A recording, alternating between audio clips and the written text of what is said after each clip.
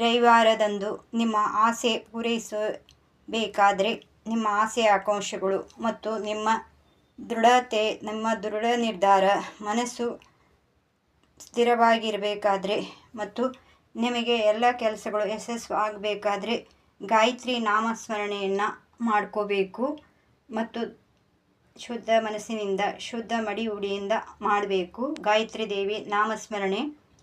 ಓಂ ಆಯಿತ್ವರದಾ ದೇವಿ ಅಕ್ಷರ ಬ್ರಹ್ಮವಾದಿನಿ ಗಾಯತ್ರಂ ಛಂದಸಂ ಮಾತಾ ಪ್ರಮೇನ್ನಮೋಸ್ತುತೇ. ಓಂ ಆಯಿತ್ವರದಾ ದೇವಿ ಅಕ್ಷರ ಬ್ರಹ್ಮವಾದಿನಿ ಗಾಯತ್ರಂ ಛಂದಸಂ ಮಾತಾ ಪ್ರಮೇನ್ನಮೋಸ್ತುತೇ. ಓಂ ಭೂರ್ಭುವಸ್ವಃ ತತ್ಸವಿತುರ್ವರೆಣ್ಯಂ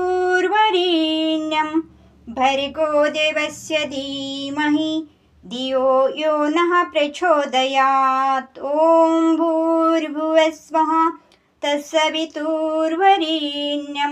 ಭರ್ಗೋ ದೇವಸ್ಯ ಧೀಮಹಿ ಧಿಯೋ ಯೋ ನಃ ಪ್ರಚೋದಯಾತ್. ಹೀಗೆ ಗಾಯತ್ರಿ ಮಂತ್ರವನ್ನು 108 ಸಲ ಹೇಳಿ ರವೆ ಕ್ಷೀರವಾದ ಶಿರಾ ಅದನ್ನು ರವೆ ಮತ್ತು ಏಲಕ್ಕಿ ಮತ್ತು ತುಪ್ಪದಿಂದ ಹುರಿದು ಮತ್ತು ಸಕ್ಕರೆ ಹಾಲನ್ನು ಹಾಕಿ ನೈವೇದ್ಯ ಮಾಡಬೇಕು.